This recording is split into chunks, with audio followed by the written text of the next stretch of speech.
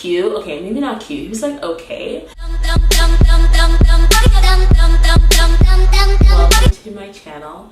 So I think I have the worst luck with men because I just always meet weirdos who have the worst intention and who, to be quite honest, they need to be in like a mental asylum. Met this guy on Tinder. He was messaging me. I thought he was cute. Okay, maybe not cute. He was like okay, but I was doing this whole thing where I was like, we're gonna look at people's hearts, what's in their minds, how they connect with you on a level, not just at looks, because in the past I definitely just looked at looks. And I'm not saying that I'm an ugly person, I'm not saying that I'm like Beyonce, but I feel like everybody has a certain standard that they're looking for. And I don't want to say that I was trying to lower my standards, because that's definitely not what it was, but I was trying to open myself up to, you know, more possibilities. Before I even went on the date with him, honestly, I shouldn't have. I had so many red flags going in.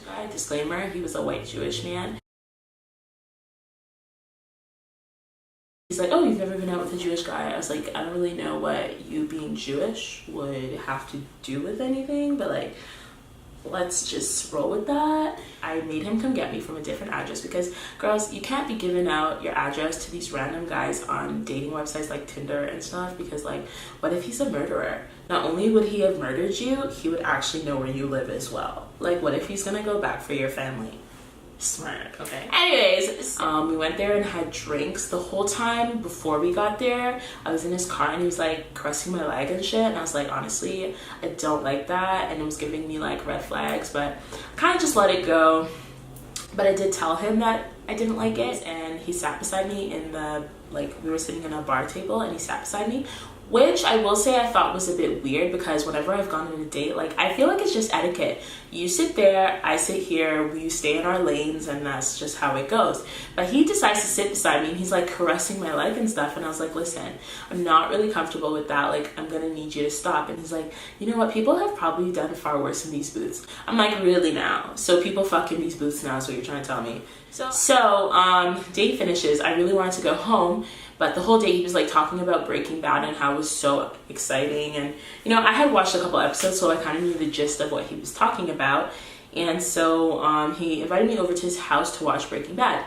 I really wanted to say no, you guys, but one thing that you will know about me, which I'm trying to cut out in 2018, I'm working really hard on it, is I really like to appease people, really like to please people. So even when I don't want to do something, I end up doing it. So in this case, I didn't want to go to his house. I wanted to go back to my house and go back into my bed.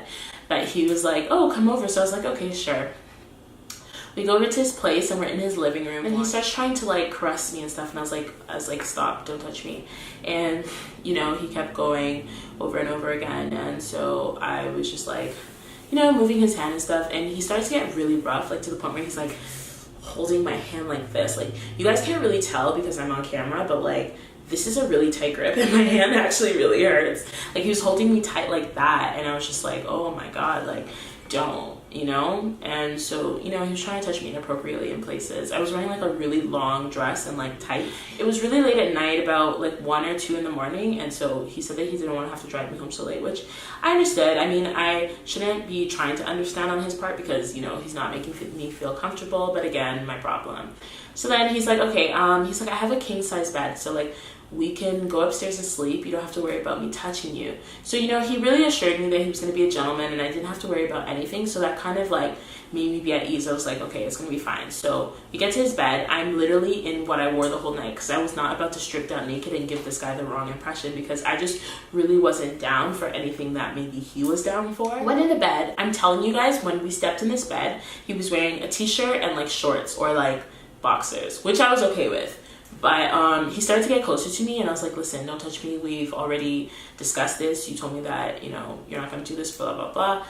So he's touching me, and he's like forcefully holding my hands again, like trying to touch like my genital areas and my breasts and things like that. And I just really wasn't having it.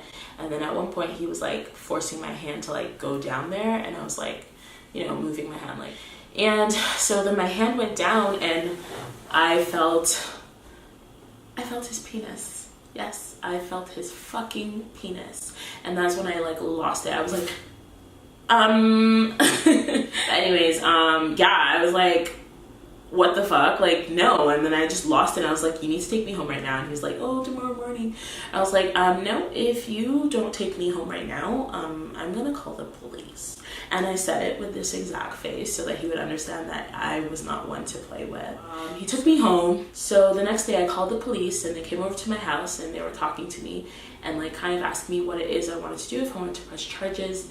I let them know that I didn't want to press charges. I mean, I could have, and I feel like a lot of the times situations like these happen to women, and we kind of see it like, oh, he just wouldn't stop. No, if he's not stopping, that is textbook sexual harassment, unwanted advances. So it's on him, it's not on me, and it's never on you. And if you've experienced something like this, I want you to know it's never on you, and you don't blame yourself. Like, I am a victim to this too.